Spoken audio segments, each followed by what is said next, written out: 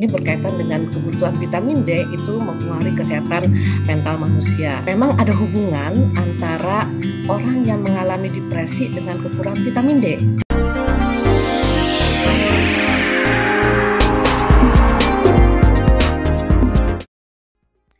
Salam damai, bahagia, dan sejahtera selalu. Kali ini saya akan membahas tentang pentingnya sinar matahari untuk kesehatan mental.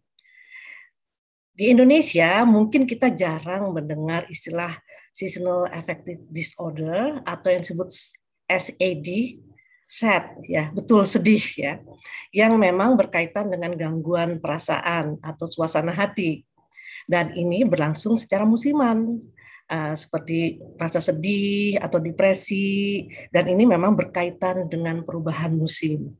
Kalau di negara-negara yang semakin jauh dari khatulistiwa, umumnya terjadi pada musim winter. Bisa juga sih terjadi pada musim spring atau semi atau musim gugur yang sering disebut darker months. Jadi bulan-bulan yang gelap, di mana waktu gelapnya lebih panjang daripada waktu terang. Misalnya seperti negara-negara Skandinavia itu jam 3 sore sudah gelap kalau musim winter dan matahari bisa terbit jam 10 pagi.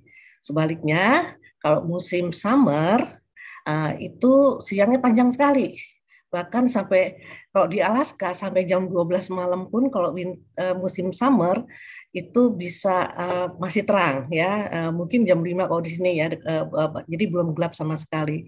Nah, kalau pas bulan puasa di musim summer itu biasanya lama sekali bisa 20 jam. Nah, jadi kalau di sana ada istilah yang disebut winter blue yang dikaitkan dengan perasaan negatif atau ya moodnya itu turun dan banyak yang juga kejadian angka bunuh diri meningkat ya pada musim-musim winter atau yang disebut darker months. Berarti cahaya matahari dapat mempengaruhi perasaan manusia. Nah, podcast saya sebelumnya telah membahas peran sinar matahari terhadap pembentukan vitamin D dalam tubuh yang manfaatnya banyak sekali ya untuk mencegah masih ingat ya hampir 90 jenis penyakit itu bisa dicegah atau disembuhkan oleh vitamin D termasuk paparan virus ya COVID-19 itu sangat membantu untuk kita tetap badannya imunnya tetap kuat. Selain bermanfaat untuk kesehatan tubuh, ternyata sinar matahari ini berkaitan dengan kebutuhan vitamin D itu mempengaruhi kesehatan mental manusia. Memang ada hubungan antara orang yang mengalami depresi dengan kekurangan vitamin D. Lihat hasil penelitian ilmiah di deskripsi podcast ini. Dalam jurnal yang saya baca, ada korelasi antara kekurangan vitamin D dengan masalah kesehatan mental seperti SAD, ya, depresi, Alzheimer, dan yang lainnya. Walaupun ada faktor-faktor lain yang berhubungan dengan masalah kesehatan mental seperti pengalaman trauma masa kecil, stres, tekanan, ya, konflik, faktor genetis, diet, dan sebagainya. Namun peran vitamin D sangat besar untuk kesehatan mental. Dan tentunya 90% kecukupan vitamin D ini bisa dipenuhi oleh sinar matahari.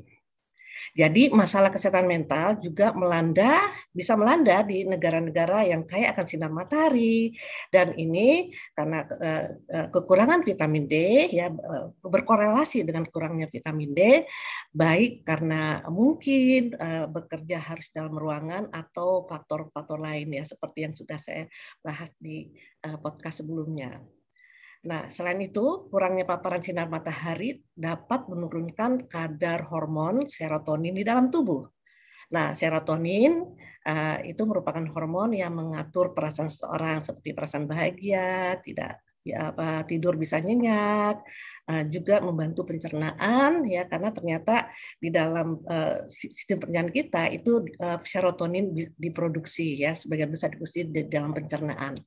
Juga akan meningkatkan daya ingat, tentunya juga kemampuan belajar kita. Makanya dalam teori-teori pendidikan ya itu rasa bahagia, mood yang tinggi, itu serotonin tinggi itu sangat membantu proses belajar menjadi lebih efektif. Hasil studi ilmiah membuktikan kadar serotonin dalam tubuh akan lebih tinggi pada cuaca yang terang dibandingkan cuaca yang berawan.